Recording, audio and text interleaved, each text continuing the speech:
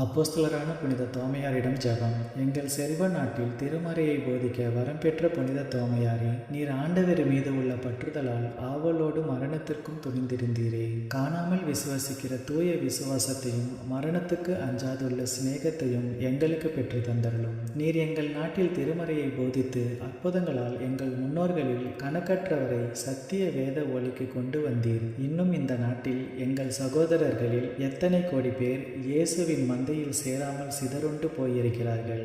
அவர்கள் எல்லோரும் மனந்திரும்பி இந்தியா முழுவதும் ஒரே மந்தையாய் கிறிஸ்துவின் அன்பு அரசில் வருவது எப்போது?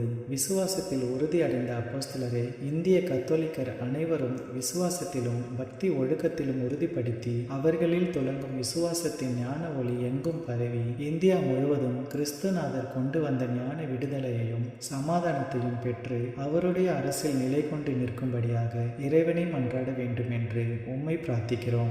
ஆமீன்.